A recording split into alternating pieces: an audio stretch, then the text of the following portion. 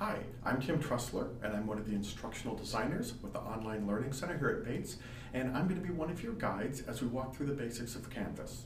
And what we want to answer today is a very simple question: what is Canvas? Some of you may already be familiar with it, but for those of you who aren't, Canvas is called a Learning Management System, or LMS. You may even have used some in the past. Some of the common ones are Blackboard, Moodle, Angel, or Sakai. If you've used any of these, you're already familiar with an LMS. It's just going to be a little bit different interface. But let's get to the key question. What exactly do you do in Canvas and what is it used for? Well, realize every instructor can set their class up differently, but we're going to talk about 4 things that most instructors will use Canvas for. The first thing is simply a Start Here section, your introductory information. Maybe it's due dates for the class, a syllabus, a grading scheme. Some instructors even put a first assignment in there to get you started in the class. The second thing that Canvas is used for is communication. The most common thing is email back and forth between you and the instructor or you and your classmates. An important thing to realize: if you send email from within Canvas, then your instructor knows that it's coming from a student and that he or she should respond to it. If it comes from your personal email, your instructor may not be aware of that. Also, Canvas hosts discussion boards. You're probably familiar with these, and if you're not, you've seen them. When you think about an article that you read online and there's all those comments at the bottom of it, that's a discussion board. So what will happen is your instructor will post a question, or your instructor will have a problem for you to solve, to respond to, something like that.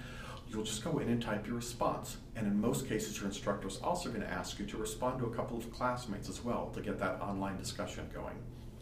The third thing Canvas is used for is online resources. Rather than trying to do handouts in class, your instructor may have documents, diagrams, maybe a website to visit, but any sort of information they want to pass on to you. The nice thing about it being in Canvas is you can go home, you can download it, you can save it, you can print it, you can do all this at your convenience.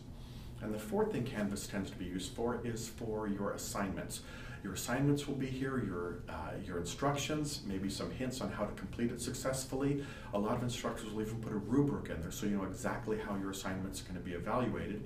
And then there'll be a process to submit your work through Canvas. You're going to click on the Submit Assignment button. We're not going to talk about that now, but realize there is a video on this page to walk you through those steps if that's new to you. So those are the 4 main things that it's used for.